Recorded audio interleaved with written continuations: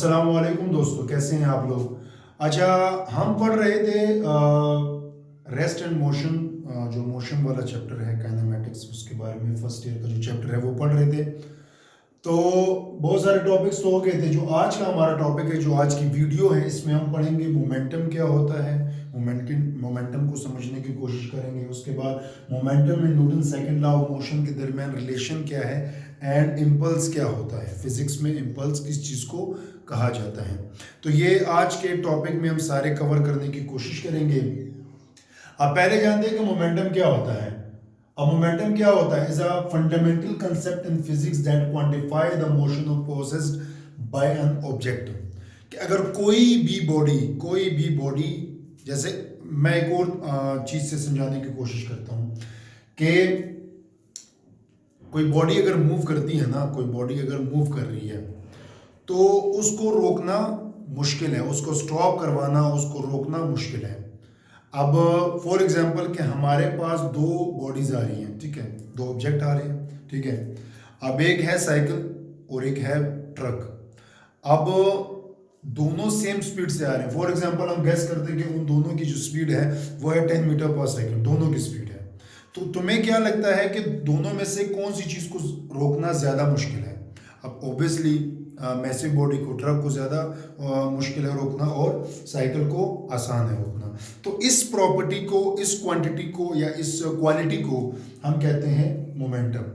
कि अगर कोई ऑब्जेक्ट मूव कर रहा है उसको रोकना मुश्किल है बाय द एक्सटर्नल फोर्स, ठीक है। तो इसे कहते हैं product of mass and velocity. The product of mass and velocity is called momentum. अब बेसिकली थोड़ा सा इसको क्लेरिफाई करते हैं कि P is equal to M V, M mass, V है वेलोसिटी। अब फॉर एग्जांपल के कोई क्रिकेट खेल रहे हैं, ठीक है। अब जो बैट्समैन है उसने शॉट मारा। अब जब शॉट लगा, अब शॉट फॉर एग्जांपल जो बॉल है उसकी स्पीड बहुत ज़्यादा है, उसकी वेलोसिटी बहुत ज़्यादा है, तो उसको कैच करना बॉलर फील्डर के लिए ज़्यादा मुश्किल होगा। क्यों? क्योंकि उसकी स्पीड बहुत ज़्यादा है। स्पीड ज़्यादा होने की वजह से उसका मोमेंटम बहुत ज़्यादा है। अब उसी से रिलेटेड कि अगर एक बहुत बड़ा मतलब मैसिव ऑब्जेक्ट है लेकिन उसकी वेलोसिटी बेशक कम है लेकिन उसका मास ज़्यादा है, तो उसका मोमेंटम ज़्यादा होगा और उसको स्टॉप करवाना बहुत मुश्किल होगा, ठीक है। अच्छा, इसका यूनिट क्या होता है? अगर फार्मूले को आप देखें तो फार्मूला है P is equal to M V. M का यूनिट होता है किलोग्राम और वी का यूनिट होता है velocity distance displacement per unit time, तो ये होता है मीटर पर सेकंड। इसको आप न्यूटन सेकंड भी कह सकते हैं, ठीक है। अच्छा, एग्जांपल के तौर पे जैसे कि मैंने पहले कहा कि फॉर एग्जांपल कि एक जगह से गाड़ी आ रही है, एक जगह से एक बॉल आ रहा है, ये छोटी सी साइकिल आ रही है, तो उन दोनों में से किस ऑब्जेक्ट को रोक पाना ज़्यादा मुश्किल है, ठीक है, यह ज़्यादा आसान है।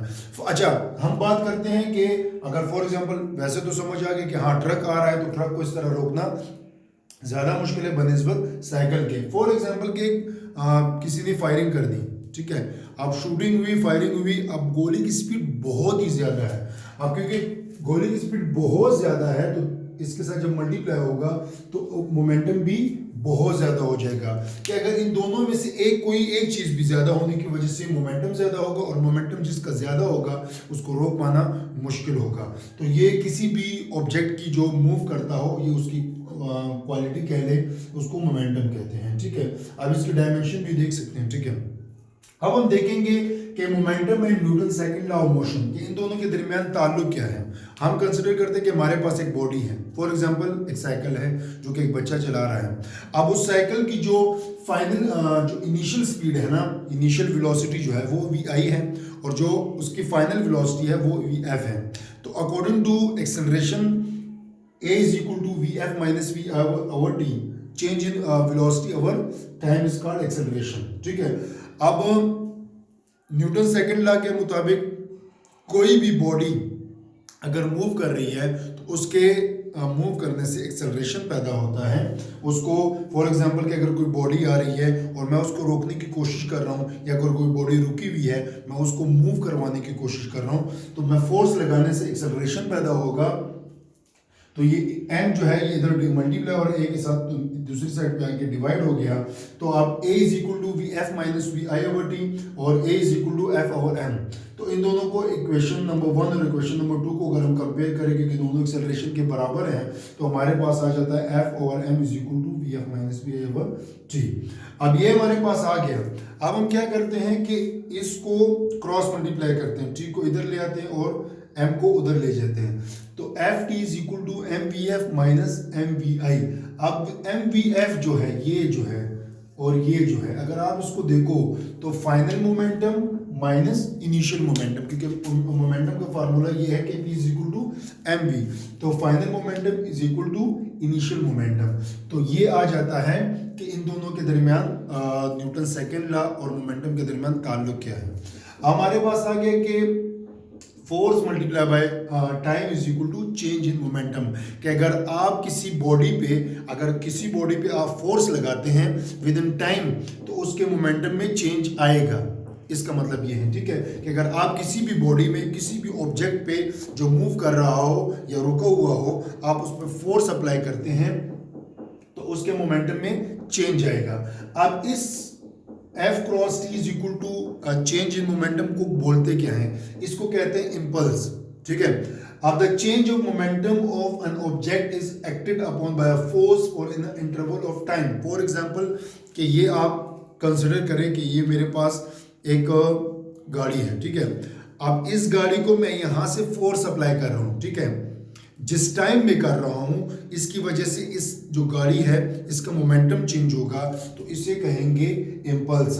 Impulse equal to change in momentum. Impulse किसके बराबर होता है, मोमेंटम के चेंज में, कि मोमेंटम में आपके फोर्स अप्लाई करने से विद इन टाइम कि उसके मोमेंटम में कितना चेंज आ रहा है। फॉर एग्जांपल समझाने के लिए यही करो कि अब देखिए जब कैच आता है, ठीक है, तो फील्डर कैच करने के बाद फौरन उंगलियां से बंद कर देता है, ठीक है, ऐसे मोड़ने की कोशिश करते हैं। क्यों करता है कि उसको टाइम लगे कि फॉर एग्जांपल के बॉल आए तो बॉल टकरा के ना बाउंस बैक ना हो, ठीक है, तो उसके लिए वो उंगलियां करता है कि ऊपर से फोर्स लगे, ठीक है, टाइम उसको लगे, टाइम मिले। अब जैसे कि फॉर एग्जांपल के आप ऊपर से छलांग लगाते हैं, आप छलांग लगाया, आपने एक सॉलिड बॉडी मतलब जो ज़मीन है बिल्कुल सख्त ज़मीन है उस पर आपने छलांग लगाया, तो जब आप छलांग लगाते हैं तो जब आपकी जो पाँव हैं ये जब ज़मीन के साथ टकराएंगे, ठीक है, तो टकराने से क्या होगा कि एक वो रुकी हुई बॉडी है उस पर आपकी जो फोर्स है, जो आपके पाँव उस पर के साथ फोर्स लगेगा, ठीक है, उसके साथ फोर्स लगेगा जिसको फ्रैक्चर होने की ज़रूरत है क्योंकि टाइम बहुत कम है। अगर इसी तरह के अगर हम किसी रेत पे, ठीक है, अब रेत चूँकि इतना सख्त नहीं होता जितनी ज़मीन होती है, अब जब उस पर हम छलांग लगाते हैं तो वो उसको टाइम लगता है नीचे तक जाने में, ठीक है, टाइम लगेगा नीचे तक जाने में तो मोमेंटम में ज़्यादा चेंज आएगा और पाँव को नुकसान नहीं होगा, ठीक है। इसका भी यूनिट होता है किलोग्राम मीटर पर सेकंड, न्यूटन सेकंड इसको भी कह सकते हैं क्योंकि ये भी वही चीज़ है जो हम पीछे पढ़ते आ रहे थे। तो ये आज का हमारा टॉपिक था। इससे रिलेटेड कोई बात समझ नहीं हो, कुछ चीज़ समझ नहीं हो तो आप कमेंट बॉक्स में लाजमी कमेंट करें। Thank you.